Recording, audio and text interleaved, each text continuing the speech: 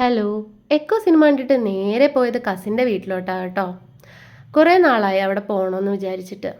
അങ്ങനെ അവിടെ കുറച്ച് നേരം ഇരുന്നപ്പോഴത്തേക്ക് ഞങ്ങൾക്ക് 4 പേർക്ക് നല്ല രീതിക്ക് വിശക്കുന്നുണ്ടായിരുന്നു. അപ്പോൾ വിചാരിച്ചു പാരഗൺ റെസ്റ്റോറൻറ്റിൽ നിന്ന് ഫുഡ് കഴിച്ചാലോ എന്ന്. അവിടെ അടുത്താണ് കേട്ടോ പാരഗൺ റെസ്റ്റോറൻറ്റ്. അപ്പോൾ ഞാൻ വീഡിയോ എടുക്കുന്നുണ്ട്, അവരൊക്കെ ചിരിക്കുന്നുണ്ടായിരുന്നേ. അങ്ങനെ സ്റ്റാർട്ടറായിട്ട് പറഞ്ഞത് സൂപ്പും ഡ്രാഗൺ ചിക്കനും ഒക്കെയാണ് കേട്ടോ.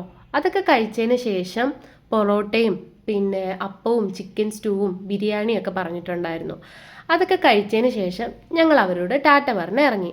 അപ്പോൾ പോകുന്ന വഴിക്ക് കുറച്ചുകൂടെ സമയം ഉണ്ടായിരുന്നു. അപ്പം ഞങ്ങൾ വിചാരിച്ചു എമോറ്റിയിലും കൂടെ കറങ്ങിയിട്ട് പോവാമെന്ന്.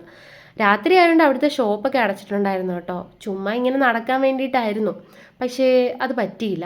അപ്പോൾ ഉദിച്ച ഒരു ഐഡിയ ആണ്, എന്തുകൊണ്ട് നമുക്ക് സിനിമ കണ്ടുകൂടാന്ന്. അങ്ങനെ പോയി ടിക്കറ്റൊക്കെ നോക്കിയപ്പോഴത്തേക്ക് കളങ്കാവലിന് ടിക്കറ്റ് ഉണ്ടായിരുന്നു. അങ്ങനെ പോയി അത് കാണാമെന്ന് വിചാരിച്ചു. റിലീസായ ദിവസം തന്നെ ഞങ്ങൾക്ക് ടിക്കറ്റ് കിട്ടി കേട്ടോ. അങ്ങനെ സെക്കൻഡ് ഷോ കണ്ടു കളങ്കാവൽ. മമ്മൂട്ടിയുടെ നല്ല അടിപൊളി സിനിമയായിരുന്നു കേട്ടോ കളങ്കാവൽ. അന്ന് കണ്ട 2 സിനിമ എനിക്ക് ഇഷ്ടപ്പെട്ടു.